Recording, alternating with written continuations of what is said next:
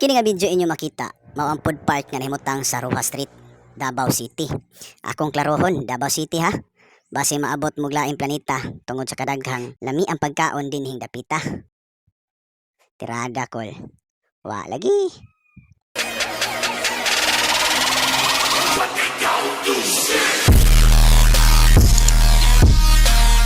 Naaday kita karon diri sa syudad sa Davao. Nag-crave man lagi og klase-klaseng kakanin ug ubang klaseng kusinang pagkaon. Sa sige na mo pangita og lamian ug affordable nga pagkaon, naabot kami dinhing dapita. Inig sulod ninyo, hinidayon mo sugat sa inyo ha. Ilang bestseller nga tanghulo or sugar coated candy. So daghang klaseng klase sa ilahang tanghulo. Sa mga gusto mabisita dinhing dapita, dili mabalaka, bahin sa seguridad, entrada pa lang. Dunay na mga pulis, gabantay ug nagsuri-suroy. Maabot ka dinhi, mura kag celebrity. Bisan kinsa, mutawag ni mog pre. Dinhi pun dapita, sandili kanila kaila, migo ang tawag sa imo. Ing ana sila mo atiman o customer, dirigo. O di ba?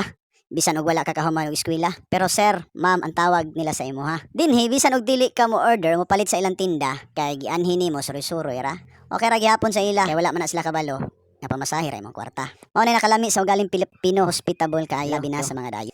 Kini nga video inyo makita, mao ang food park nga nahimutang sa Roja Street, Davao City. Akong klarohon, Davao City ha. Base maabot mo laing planeta. Sa mga higala natong Muslim nga gusto mo pud mabisita dinhing lugar ha, dili lang mabalaka kay ilang mga pagkaon diri certified halal ilang paninda. Kung kakanin ra imo ang gianhi, pili ra ka dinhi. Itudlo ra sa imo ha, imong gusto pre. Kay ilay prepare, human bayari. Sa atbang pod ilang display puro sudan, pwede take out o dine in man lang. O kung gikan ka sa trabaho, unya tapula na ka magluto, hapit na lang diri pili ra ka sa imong gusto para nag-abot sa inyo, kauban imong pamilya, kaon na lang mo diretso. Samtang nagpaabot ka sa imong gipaluto nga barbecue, pwede ra pod ka magbaktas-baktas sa unahan, sightseeing para makita unsa pod katikaran sa unahan. Kung gikapoy pagkas tibok adlaw nimong wadwad sa trabaho, naapod sila tigmasahe diri. Sabot lang mo sa service fee. Sa mga baguhan diri unya dine in inyohang tirada, magbaon jud mo taas-taas nga pasensya. Labi na og rush hour na.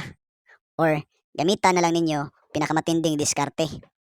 Kay perte jud ka busy dire. Alabi na sa pag-order og kanon, soft drinks ug papanggamit sa pagkaon. Isahan na lang daan. O galing, ilista na lang kung sa may inyong idugang. Para dili malangan. Kay basig ma-short ka sa kanon, inig-order ni mog dugang, maabtan ka og siyam-siyam. Sa photo ni noon kagway hinungdan. Dinhi pod dapita medyo kompleto na ni sila. Kay naapod sila dere, ready to use na mga sinina.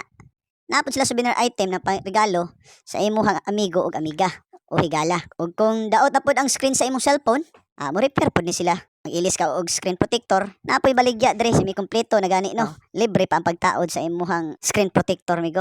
Nya, sa imong pangutana, kay dere ra ba ako tubakong video. Adios amigos.